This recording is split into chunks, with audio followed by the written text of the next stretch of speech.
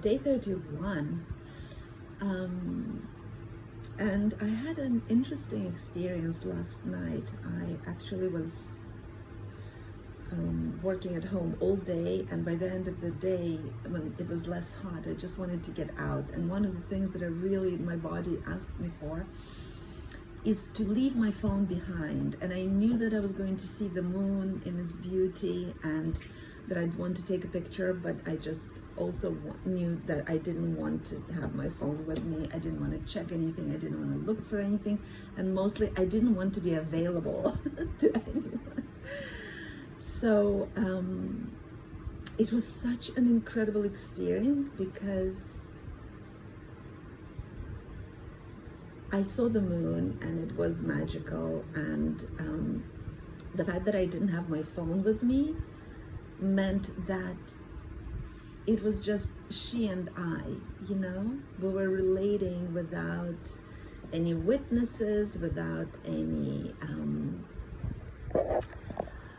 without me distracting myself by taking pictures. It was so beautiful, and I went for a long walk just to move my body, and then I went and I sat on this little beach where I used to go often, but I haven't been going lately, and there is like a little spot on the side where I can lean against a rock and just be sort of alone. And once again, the sound of the sea and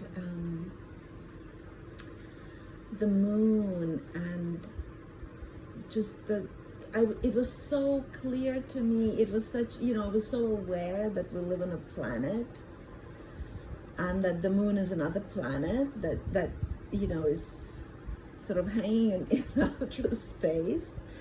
And I know that I'm using such simplistic language to talk about these things, but I think it's also important to, I think that what keeps us in suffering, what keeps us sad, what keeps me sad, what keeps me in suffering is that we forget that we live on a planet, that we forget how magical, big the universe is, and how miraculous life is, and all the events that are happening, the setting and rising of the sun, the setting and rising of the moon, the fact that, we live on a planet that's spinning in outer space. I think that a lot of our suffering is because we're so closed in on whatever it is that upsets us, that we lose the wider angle on life and on fluidity of it all, and on the fact that it all is so not stable and not secure and yet it is because, so what I'm trying to say is stability, safety, security, these are the subjects that I think about all the time. This is actually what got me onto my journey, is because what I thought was stable and secure revealed itself as not stable and secure. And then even as I go a little deeper into, science and talking about quantum and the fact that everything is vibration, everything is vibration, and how unsolid it all is. I remember as a child, as a young person, when I was studying quantum physics, and the fact that, even a desk that feels so solid and so stable and so like such a solid surface that it's not. And now I am studying relationships, and more and more the realization that the way I show up, the kind of vibration, the kind of energy, the kind of mood I bring into my relationships is what sets up the whole relationship, is what disrupts relationship or what solidifies it. basically everything is always fluid and anything can change at any moment, and the stability that we seek in these like objects and promises and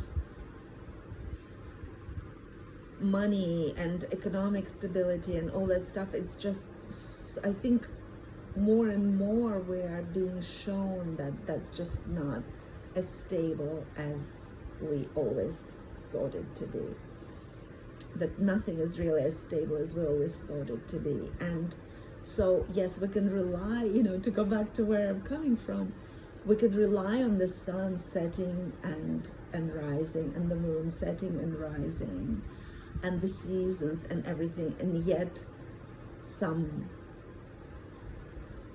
meteor can also hit us off the orbit, and then everything will change. So I think that the world that raised us didn't prepare us very well for life as we know it, life as it actually is in reality. And I know I speak about it often, and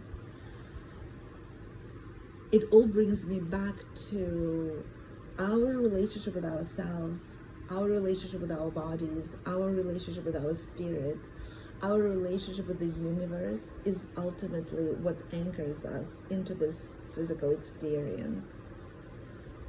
And when we realize how much of relying on things outside of ourselves is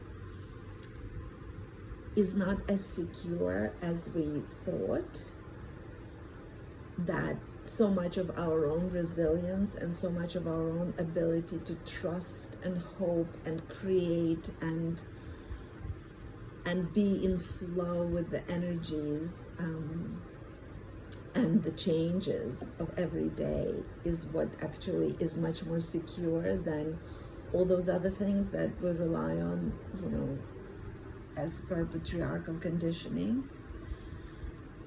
And that expectation that love will come from outside, for example, to bring me back to my favorite topic, it's just so unreliable, because people from whom we expect love, well, their ability to give love has a lot to do with their own capacity to generate love or to feel love.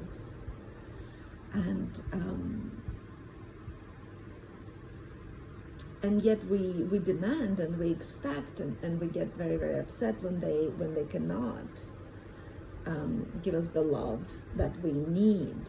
And the only person who knows the kind of love we need is ourselves.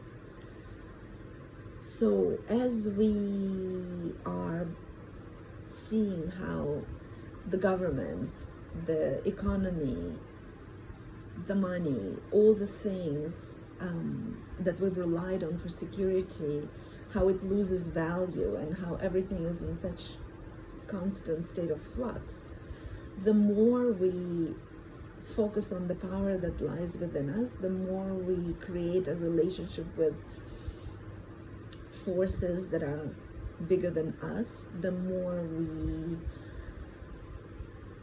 anchor into our own power and to our own gifts, the more we can create a different kind of relationship with life itself, and the security that we seek and safety that we seek and trust that we want to come from other people can be generated from within. And that is something that we can actually control, because all the things that we want from other people, we cannot really control. We can never control other people. But we can control our own relationship with life, our own relationship with our own reactions, our own relationship with our thoughts, our own relationship with our beliefs. That is something that we actually can control. So